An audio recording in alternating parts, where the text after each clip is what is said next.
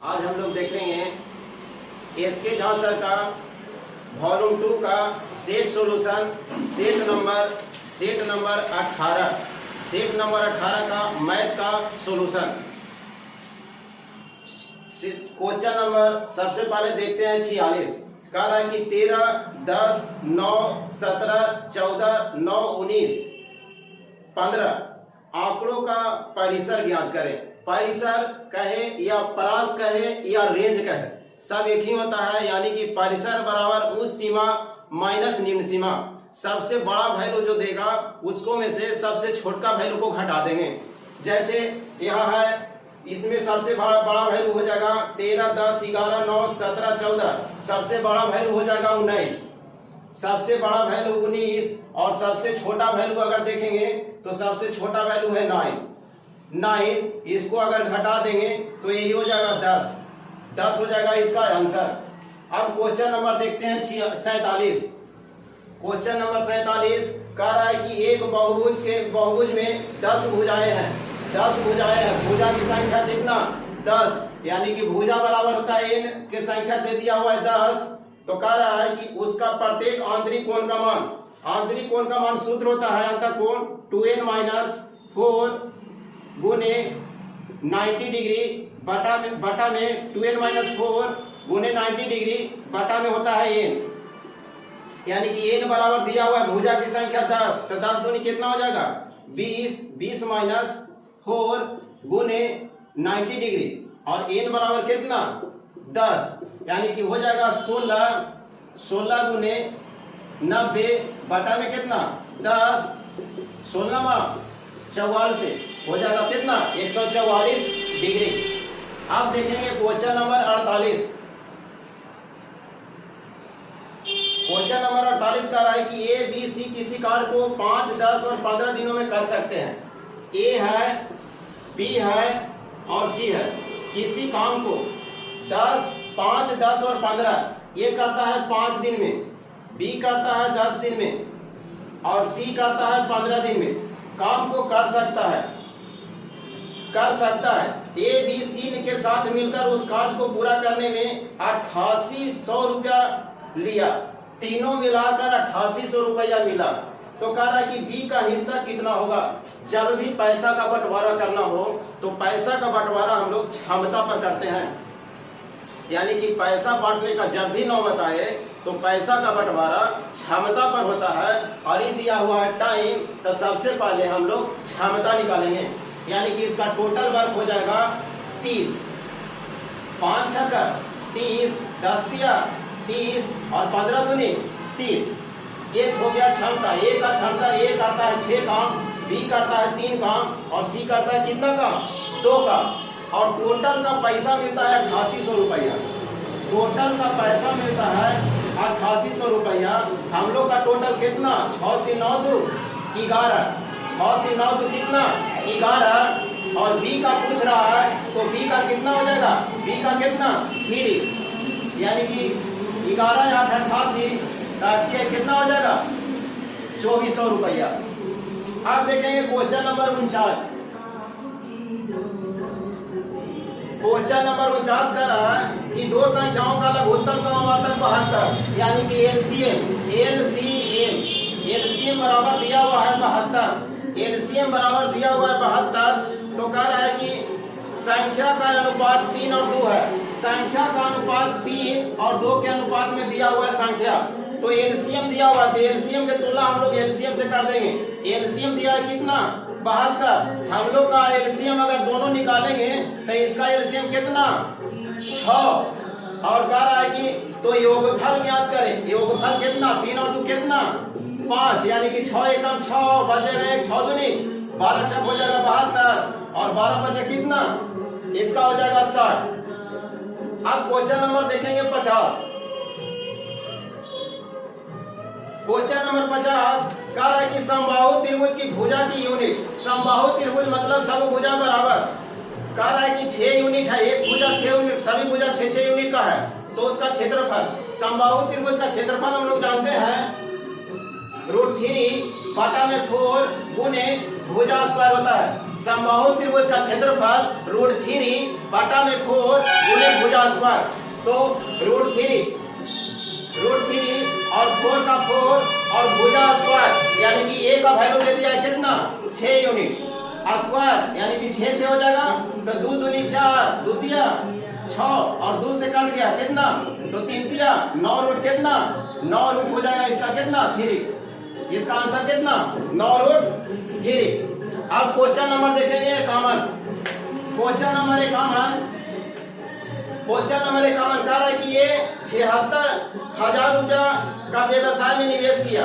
ये एक व्यक्ति है जो 76,000 रुपया निवेश किया, 76,000 रुपया निवेश किया। कुछ महीने के बाद कितना महीना बाद ये पता नहीं है, लेकिन कुछ महीना के बाद 57,000 रुपया लगाकर निवेश में बी भी शामिल हो गया। एक वर्ष के अंत में व्यापार चला कितना दिन, 1 वर्ष तक के, लेकिन ये बाद में शामिल हुआ है बी, तो ये तो 1 वर्ष तक के पूरा लगा हुआ है, तो ये ए का हो जाएगा कितना 12, दोनों तो ए का 12, तो इसका हो जाएगा कितना 12 माइनस x, कितना दिन कम लगा होगा 12 माइनस x। अब ध्यान दीजिएगा, कहा कि दोनों भागीदारों के 2 और 1 के अनुपात में बांटा गया, दोनों को लाभ जो ऐसे 2 और 1 के अनुपात में बांटा गया तदनुसार यदि लाभ को उसकी पूंजी के हिस्से के आधार पर बांटा गया, तो बी व्यवसाय में कितने महीने बाद शामिल हुआ, कितना महीना बाद शामिल हुआ। तो 3 0 से 3 0 सबसे पहले खत्म हो जाएगा, 76 गुने 12 कर देते हैं बटा में 57 हो जाएगा, 57 गुने 12 माइनस कितना 12 माइनस 1 बराबर बांटा गया कितना 2 और 1 के अनुपात में, तो इसको काटेंगे 7 5 12 यानी 3 से कट जाएगा, 19 तिया 57 और 3 चौका 12, 19 चौक 76, 2 दूनी 4, यानी कि हो जाएगा 4 चौका 4 दूनी 8 और 12 माइनस 1 इधर आके घटेगा तो हो जाएगा -4 बराबर -x, माइनस से माइनस कट जाएगा, हो जाएगा कितना, आंसर हो जाएगा कितना 4। कितने महीने बाद शामिल हुआ, तो 4 महीने बाद। अगर कहेगा कि यही कि कितने महीने तक इस व्यवसाय में लगा रहा, तो कितना महीना तक के लगा रहा 8 महीना तक के लगा रहा और 4 महीने बाद शामिल हुआ। अब देखिएगा क्वेश्चन नंबर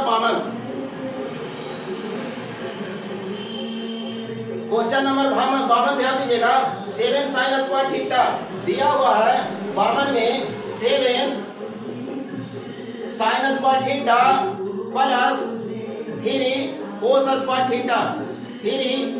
स्क्वायर थीटा बराबर 4। तब पूछ रहा है sec theta plus cosec theta का मान पूछ रहा है क्या होगा। तो ध्यान दीजिएगा, इसको या तो साइन में चेंज कर लीजिए, नहीं तो कोस में चेंज कर लीजिए। तो इसको हम चेंज करना है, 7 sin square theta plus 3 cos square theta को 1 माइनस साइन स्क्वायर थीटा लिख सकते हैं, कोस स्क्वायर थीटा को 1 माइनस साइन स्क्वायर थीटा लिख सकते हैं, बराबर हो जाएगा कितना 4। अब ध्यान दीजिएगा, 7 sin स्क्वायर थीटा प्लस इसको हम गुना कर देते हैं, तो 3 हो जाएगा, plus minus 3 sin square theta बराबर 4। अब देखिएगा 7 sin square theta minus 3 sin square theta बच जाएगा कितना 4 sin स्क्वायर थीटा, और ये 3 उधर जाके घटेगा, बचेगा कितना 1। अब इसको लिख सकते हैं, sin स्क्वायर थीटा बराबर 1 बटा 4, स्क्वायर में इधर रूट चढ़ जाएगा, यानी कि sin थीटा का वैल्यू कितना 1/2। अब sin कितना का मान होता है 1/2, तो sin 30 डिग्री का मान होता है कितना 1/2, यानी कि थीटा का वैल्यू कितना आ गया 30 डिग्री। तो अब हम लिख देंगे सेक थीटा, थीटा का वैल्यू कितना 30 degree plus cosec, cosec 30 degree. Sec, sec 30 degree का मान होता है 1, सेक 30 का मान होता है 2/√3, सेक 30 का मान 2/√3 और कोसेक का मान, कोसेक का मान हो जाएगा कितना 2। आंसर भी इतना ही दे रहा है। ऐसे इसको और आगे भी सॉल्यूशन कर सकते हैं, लेकिन ऑप्शन में ए या 2/√3 प्लस में 2। चलिए आप क्वेश्चन नंबर देखेंगे 53।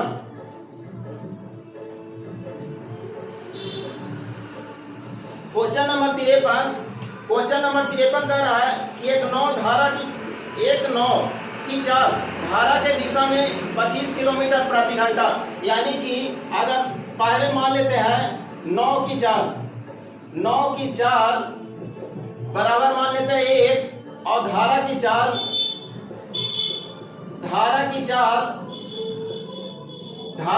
बराबर मान लेते हैं y। अब कह रहा है कि अगर नौ धारा के दिशा में चलता है, यानी कि x प्लस y जब धारा के दिशा में चलता है तो 25 किलोमीटर प्रति घंटा चलेगा। धारा के दिशा में चलेगा तो 25 किलोमीटर प्रति घंटा चलेगा और धारा की गति 7 किलोमीटर प्रति घंटा है। धारा के कितना माने थे x, यानी कि धारा की चाल 7 किलोमीटर प्रति घंटा दे दिया है। धारा की चाल 7 किलोमीटर प्रति घंटा दे दिया है, तो धारा की विपरीत दिशा में 9 की चाल कितना होगा।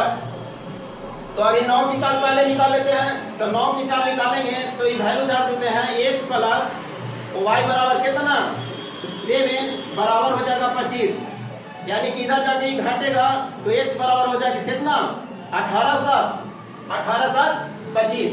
तो अब कह रहा है कि यदि धारा के विपरीत दिशा में 9 की चाल क्या होगा। धारा के विपरीत, अगर धारा के विपरीत यानी कि x माइनस क्या होता है y, तो x का वैल्यू कितना, x का वैल्यू 18 और y का वैल्यू कितना 7, यानी कि कितना 11 और 7 कितना 11 किलोमीटर प्रति घंटा। अब देखिएगा क्वेश्चन नंबर 54। क्वेश्चन नंबर 54 कह रहा है कि 55 वस्तुओं का क्रय मूल्य, 55 वस्तु का क्रय मूल्य x वस्तु के विक्रय मूल्य के बराबर है। यदि अर्जित लाभ 10% हो तो x का मान ज्ञात करें। यानी कि सबसे पहले हम निकाल लेते हैं क्रय मूल्य और विक्रय मूल्य। तो कह रहा है कि 55 वस्तु का क्रय मूल्य, 55 वस्तु का क्रय मूल्य x वस्तु के विक्रय मूल्य के बराबर है। यानी कि x वस्तु के विक्रय मूल्य के बराबर है। कर दिए। अब देखिएगा यहां रह जाएगा क्रय मूल्य, उधर से आ जाएगा विक्रय मूल्य, यहां रह जाएगा x और इधर से आ जाएगा कौची 55। अब कह रहा कि अर्जित लाभ 10% हो। लाभ और हानि का गणना क्रय मूल्य पर करते हैं। लाभ और हानि का गणना क्रय मूल्य पर करते हैं, यानी कि क्रय मूल्य है कितना x और इसको कह रहा है कि 10% लाभ होता है, 10% लाभ होता है। तो 10% लाभ तो कितना 110 बटा में 100 और विक्रय मूल्य कितना, अगर क्रय मूल्य खरीदे हैं 100 रुपया में और 10% लाभ पर बेच रहे हैं तो 110 बटा में 100 हो जाएगा। और इसी को बेच रहे हैं कितना में 100, बेच रहे हैं कितना में 55 में, यानी कि 55 दूनी और 50, यानी कि x बराबर कितना हो जाएगा, x बराबर कितना हो जाएगा 50। आप देखिएगा क्वेश्चन नंबर 55। क्वेश्चन नंबर 55 ध्यान दीजिएगा। कह रहा है कि 14% की दर पर साधारण ब्याज प्रत्येक 6 महीना के अंत में मूलधन जोड़ी जाती है, तो ब्याज का वार्षिक प्रभावी दर कितना होगा। क्वेश्चन कह रहा है कि 14% की दर से साधारण ब्याज प्रत्येक 6 महीना के अंत में मूलधन जोड़ी जाती है, मतलब 6 महीना के अंत में जो ब्याज होगा वो मूलधन हो जाएगा। यानी कि सबसे पहले ये हो गया छमाही, लिख दिया साधारण ब्याज, लेकिन ये होगा छमाही, यानी कि छमाही में दर हो जाता है आधा, तो दर हो जाएगा कितना, दर हो जाएगा 7%। दर दिया हुआ है 12 और छमाही में दर हो जाता है आधा, तो हो जाएगा कितना 7%। और कह रहा है कि ब्याज वार्षिक यानी कि एक महीना एक वर्ष का पूछ रहा है, तो हम लोग का समय हो जाता है दुगना, समय हो जाएगा कितना, दुगना। तो हम लोग का दरें खाली पूछ ही रहा है, तो चक्रवृद्धि ब्याज में 2 वर्ष का दर होता है आरटी प्लस आर स्क्वायर बटा में 100, आरटी प्लस आर स्क्वायर में 100, यानी कि आर और टी हो जाएगा कितना 14, और आर स्क्वायर बराबर यानी कि 749, तो 749 में 100 से भागा देंगे तो हो जाएगा कितना 0.49, यानी कि इसको हो जाएगा 0.49, इतना हो जाएगा आंसर। डायरेक्ट इसको इस तरह से समझ सकते हैं। अब क्वेश्चन नंबर देखते हैं 56। कह रहा है कि ए और बी काम को 8 दिनों में पूरा कर सकते हैं, अकेला बी उसी काम को 12 दिन में पूरा कर सकता है, तो अकेला ए उसी काम को कितना दिन में पूरा कर सकता है। ध्यान दीजिएगा, कह रहा है कि ए और बी काम को 8 दिन में पूरा कर सकता है। अगर दोनों मिल जाएगा, ए और बी अगर दोनों मिल जाएगा तो काम को पूरा करेगा कितना दिन में, 8 दिन में। और फिर कह रहा है कि अकेला बी उसी काम को 12 दिन में। अगर अकेला बी से करवाया जाए तो इसी काम को 12 दिन में करेगा, 12 दिन में करेगा। तो कह रहा है कि अकेला ए से करवाया जाए तो कितना दिन में करेगा। तो सबसे पहले हम लोग निकालते हैं क्षमता, मतलब कि ए का क्षमता जिसके बारे में पूछेगा उसको सबसे पहले हम लोग निकालेंगे क्षमता। तो क्षमता देखते हैं, टोटल वर्क हो जाएगा 24, यानी कि 8 या 24, 12 दूनी 24। ए और बी दोनों मिलकर काम करता है 3 गो, जिसमें बी अकेले करता है 2 काम। अगर बी अकेले करता है 2 काम तो ए करता होगा कितना काम, ए करता होगा 1 काम। तो कह रहा है कि ए अकेला उसी काम को कितने दिन में पूरा करेगा। टोटल काम था कितना 24, और करता है एक दिन में 1 काम, तो 1 काम तो इसको करने में कितना दिन लगेगा, 24 दिन लगेगा। इसको काम करने में 24 दिन लगेगा। अब देखिएगा क्वेश्चन नंबर देखिएगा 57। क्वेश्चन नंबर 57, एक वृत्त बना हुआ है,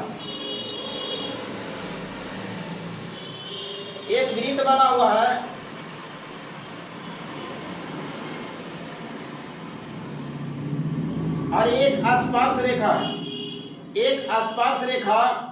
एम और एन है, स्पर्श रेखा एम और एन है, और जो आर बिंदु पर स्पर्श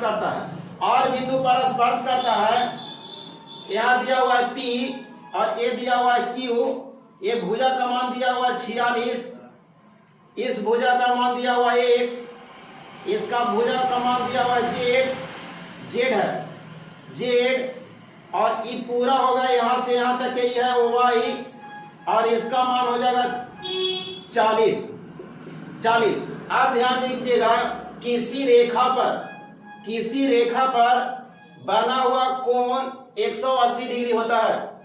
किसी रेखा पर एक कोण का मान 180 होता है, यानी कि पूरा अगर ये लिया जाए तो मान हो जाएगा 180। अगर हम समझ सकते हैं y plus Z plus 40 degree का मान हो जाएगा कितना 180। और फिर अगर इस त्रिभुज में अगर हम चलते हैं तो त्रिभुज के तीनों कोणों का योग 180 होता है, यानी कि P प्लस जेड प्लस 46 बराबर हो जाएगा कितना 180। आप ध्यान दीजिएगा, y तो कॉमन हो गया, इसमें क्या है कमी P, यानी कि P का वैल्यू हो जाएगा कितना 40। इसमें क्या चीज का कमी है, इसमें y का कमी, तो y का वैल्यू कितना 46, यानी कि लिख सकते हैं P का वैल्यू हो जाएगा 40 और y का वैल्यू हो जाएगा 46। अब हम लोग जानते हैं कि टोटल 180, तो z का वैल्यू कितना हो जाएगा 86 में से 180 में से 86 घटेगा, बाकी बचेगा कितना 94, यानी कि P, Y और Z तीनों का मान हो जाएगा 40, 46 और 94। देखते हैं क्वेश्चन नंबर 58। 5A दो को बिंदु दिया हुआ है, एक बिंदु दिया हुआ है 5 माइनस 1 और 4 माइनस 4। बिंदुओं के मध्य से गुजरने वाली रेखा के समांतर रेखा की ढलान पूछ रहा है। बिंदु दिया हुआ है 5 -1, 5 -1 और एक बिंदु दिया हुआ है 4 -4। इसका कह रहा है कि ढलान ज्ञात करें। सबसे पहले इसका हम नामकरण करते हैं, तो ये हो जाएगा x1 और ये हो जाएगा x2, यहाँ हो जाएगा y1 और ये हो जाएगा y2। आप ध्यान दीजिएगा, ढलान बराबर फार्मूला होता है, y2 माइनस y1 बाटा में x2 माइनस x1, यानी कि y2 का वैल्यू देखिएगा, y2 का वैल्यू -4, y2 का वैल्यू हो गया -4 और y1 का वैल्यू माइनस और माइनस, यहाँ हो जाएगा +1। उसी तरह से देखेंगे x2 का वैल्यू कितना, x2 का वैल्यू 4 और माइनस x1 का वैल्यू कितना 5, यानी कि माइनस x1 का वैल्यू कितना 5। अभी घाटेगा तो हो जाएगा -3 और बाटा में हो जाएगा -1, माइनस से माइनस कट गया, हो जाएगा कितना 3। आप देखिएगा क्वेश्चन नंबर 59 कह रहा है कि ए की वर्तमान आयु बी से आधी है। 5 वर्ष बाद बी की आयु ए की आयु का अनुपात 11 और 6 हो जाएगा, तो 3 वर्ष बाद ए की आयु कितना होगा। ध्यान दीजिएगा, कह रहा है कि ए की आयु बी से आधी है, ए की आयु जो होगा वो बी से आधी होगा। अगर बी का मानते हैं 2 तो ए का हो जाएगा 1, ये हो जाएगा वर्तमान, ये हो जाएगा वर्तमान। अब कह रहा है कि 5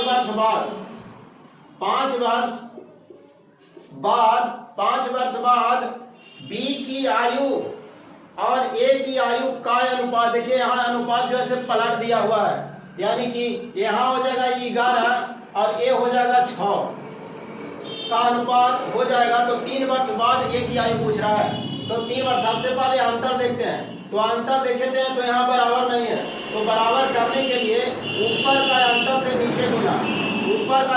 नीचे गुना, और नीचे का अंतर से 6 5 11 नीचे के अंतर से ऊपर गुना। आप देखिएगा हो जाएगा, यहाँ हो जाएगा 5 और ये हो जाएगा 10 और ये हो जाएगा 6 और ये हो जाएगा 11। अब अंतर कितना का 1 का, हम लोग का अंतर दिया हुआ 5 का और हम लोग अंतर आया है निकाले हैं 1 का, और निकालना है ए की आयु, ए का आयु। अब इसको जब इस यहाँ से कैलकुलेशन करनी है तब इसका वैल्यू खत्म हो जाता है, इसको से हम लोग मानते हैं। अब ए का आयु पूछ रहा था, ए का आयु कितना है वर्तमान में 5, तो 5 5 कितना हो जाएगा 25। लेकिन पूछ रहा है कि 3 वर्ष बाद कितना आयु होगा, तो 3 वर्ष और जोड़ देंगे, वर्तमान आयु आया और इसमें 3 वर्ष जोड़ देंगे तो ए का आयु कितना हो जाएगा 25 और 3 28 वर्ष। अब देखेंगे क्वेश्चन नंबर 60। क्वेश्चन नंबर 60 कह रहा है कि कार ए की गति 90 किलोमीटर प्रति घंटा है, यह 5 घंटे में एक निश्चित दूरी तय करती है। कार बी उसी समय के कार ए से 80 किमी कम दूरी तय करती है, तो कार बी की गति कितना होगा। ध्यान दीजिएगा, पहले कह रहा है कि ए जो है से 90 किलोमीटर प्रति घंटा की गति से ए जो है ए की दूरी निकल जाएगा। ए कह रहा है कि 90 किलोमीटर प्रति घंटा की गति से 90 किलोमीटर प्रति घंटा की गति से 5 घंटे तक चलता है।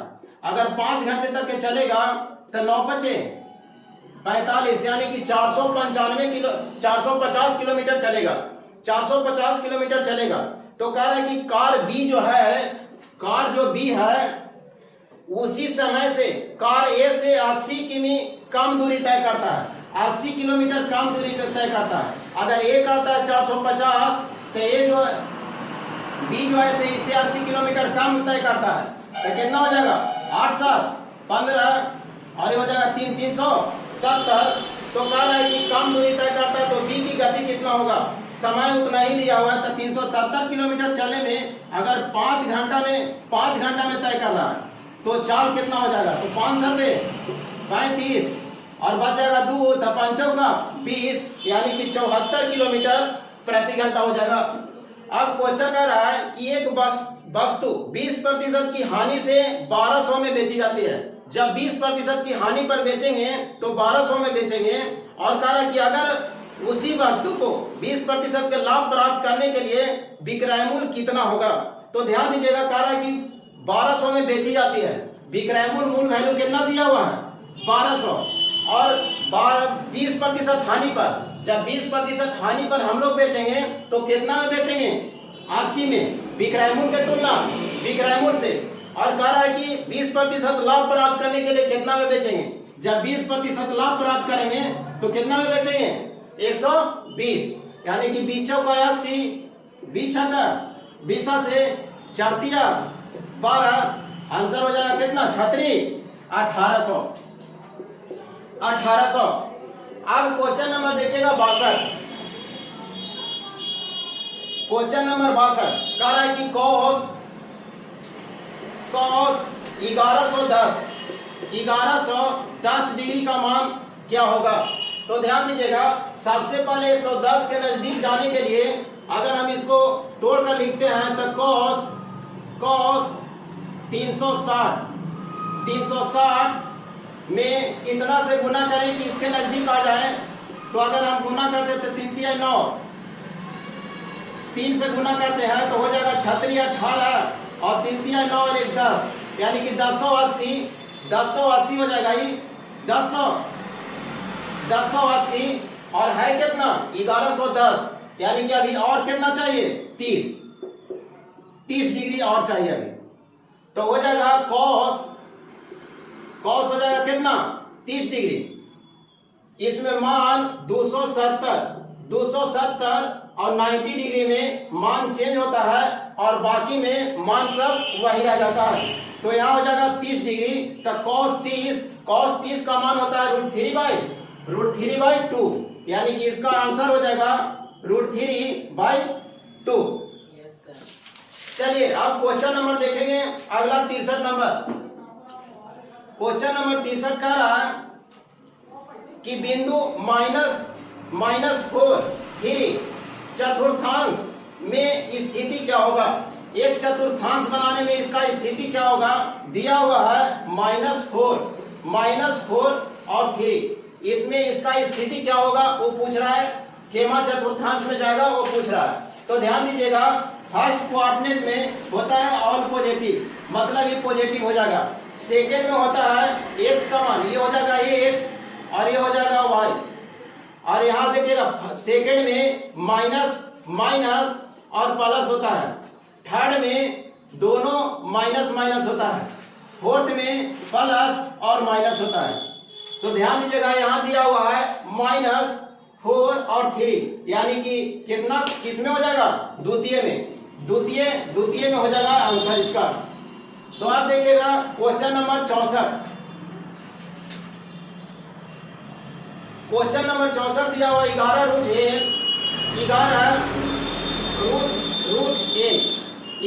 √n बराबर 112 √112 प्लस √343 √343। इसको हमको तोड़कर n का वैल्यू लाना है। तो इसको सबसे पहले हम तोड़ते हैं। अगर 112 को तोड़िएगा तो तोड़ने के लिए देखिए, सबसे पहले हम तोड़ते हैं 112 को 2 और 3 4 2 से काटेगा, 5 दूनी 10 और 2 6 12, 28 दूनी 56, 14 दूनी 28, 2 7 14, यानी कि 2 में से 1 निकाल जाएगा, यानी कि 4। इसको हम लिख सकते हैं 2 दूनी 4 दूनी 8 दूनी 16, 16 गुने 7 लिख सकते हैं। तब हम निकालेंगे बाहर, अगर 16 को वर्गमूल से बाहर निकालेंगे इसको हम लिख सकते हैं 4 रूट कितना 4 रूट 7। और देखिएगा ये तो टूटा हुआ है 343, 7 के क्यू होता है 343, 7 का क्यू होता है 343, 7 का क्यू यानी कि इसको 7 गुने 7 वर्गमूल में 2 से वो बाहर निकल जाता है। तो तो एगो 7 को हम बाहर निकाल सकते हैं और एगो रह जाएगा कौन सी अंदर में। अब हो जाएगा इधर 11 रूट n।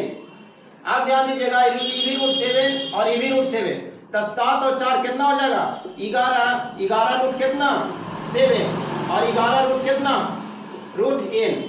आप ध्यान दीजिएगा 11 से 11 हो जाएगा खत्म, 11 से 11 खत्म, तो रूट n बराबर हो जाएगा कितना रूट 7। तब पूछ रहा है n का वैल्यू, तो दोनों तरफ अगर हम वर्ग कर दें, इस साइड भी वर्ग कर दें, इस साइड भी वर्ग कर दें, तो स्क्वायर से रूट खत्म, इधर भी स्क्वायर से रूट खत्म, तो n बराबर कितना हो जाएगा 7।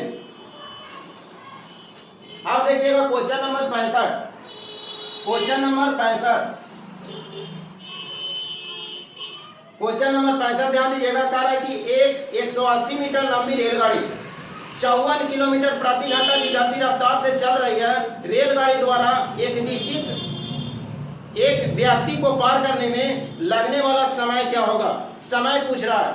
तो देखिएगा रेलगाड़ी, एक मान लिया ये रेलगाड़ी है, इसका लंबाई दिया हुआ है 180 मीटर, लंबाई दिया हुआ है 180 मीटर, और कह रहा है कि चाल दिया हुआ है 54 किलोमीटर प्रति घंटा, चाल दिया हुआ है 54 किलोमीटर प्रति घंटा चल रही है।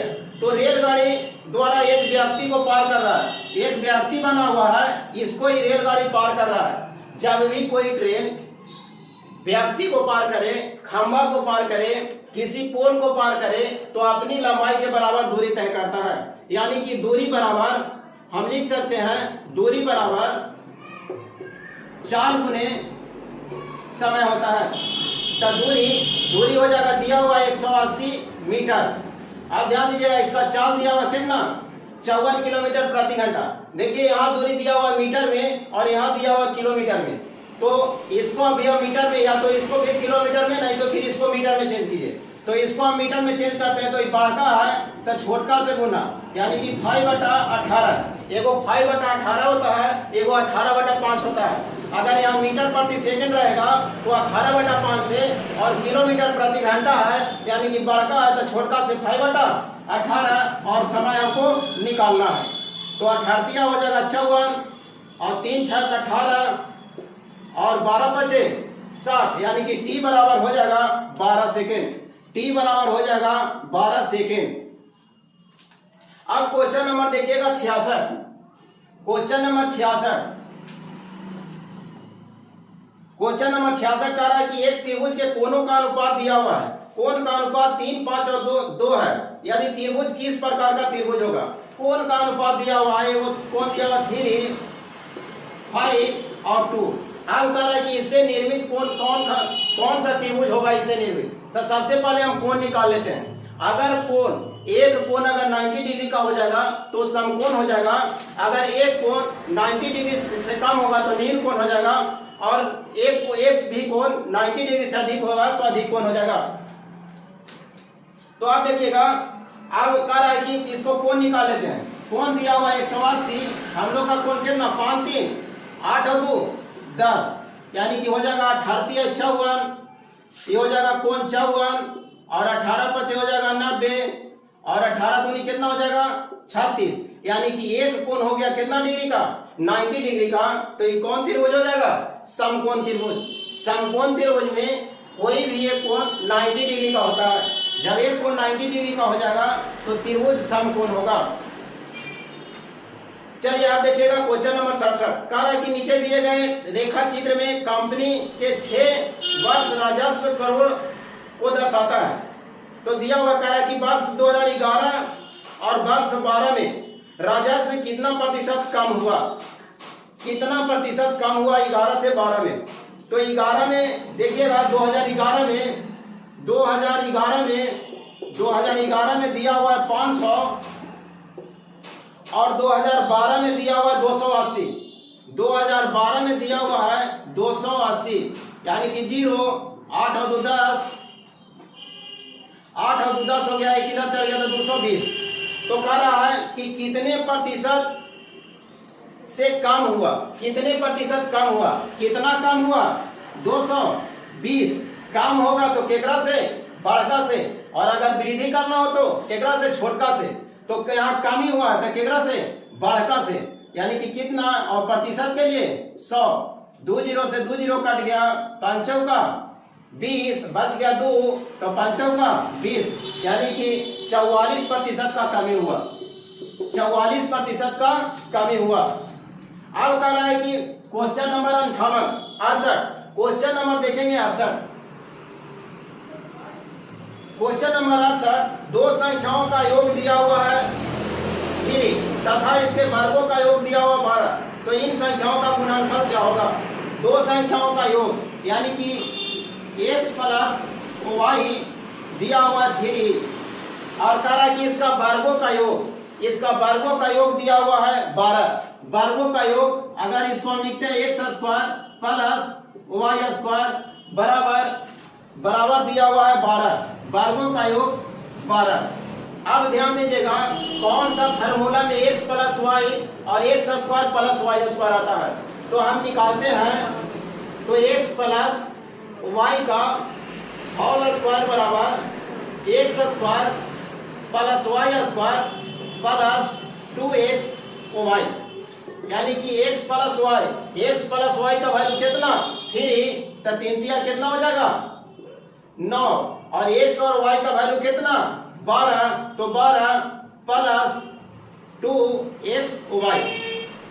इसको अगर इस साइड लाते हैं तो ये हो जाएगा कितना माइनस में हो जाएगा कितना 3, और इधर हो जाएगा 2xy। अगर xy का वैल्यू निकालते हैं तो -3 बटा कितना 2, तो गुणनफल पूछ रहा है तो -3 बटा 2। अब देखेंगे क्वेश्चन नंबर 69। चलिए अब देखेंगे क्वेश्चन नंबर 69। कह रहा है कि एक परीक्षा में 1100 लड़के तथा 700 लड़कियां हैं। एक कक्षा है जिसमें 1100 लड़के और 700 लड़कियां हैं, उसमें से 42% लड़के और 30% लड़कियां अनुत्तीर्ण होता है, तो कह रहा है कि कितने प्रतिशत छात्र उत्तीर्ण होता है। तो सबसे पहले टोटल संख्या दिया हुआ है, तो देख लेते हैं कि उत्तीर्ण संख्या में कितना हुआ है। तो लड़का है 1100 और लड़की है 700, जिसमें कह रहा है कि 42% लड़का अनुत्तीर्ण होता है, तो उत्तीर्ण कितना होता होगा 58%, और कह रहा है कि 30% लड़कियां अनुत्तीर्ण होता है, तो उत्तीर्ण कितना होता होगा 70%। तो ये उत्तीर्ण का संख्या आ जाएगा 2 जीरो से 2 जीरो, यहाँ ही कट गया 58 में 11 से गुना करेंगे तो 58 बच गया कितना 5, 58 8 5 कितना 63 हो जाएगा, यानी कि 600 कितना 38 और 700 कितना 49, यानी कि हो जाएगा कितना 490। तो उत्तीर्ण का संख्या हो जाएगा 8 9 और 3 12, बच गया 1 6 4 10 और ये कितना 11। उत्तीर्ण हो गया, कक्षा में उत्तीर्ण का संख्या आ गया 1100 कितना 28।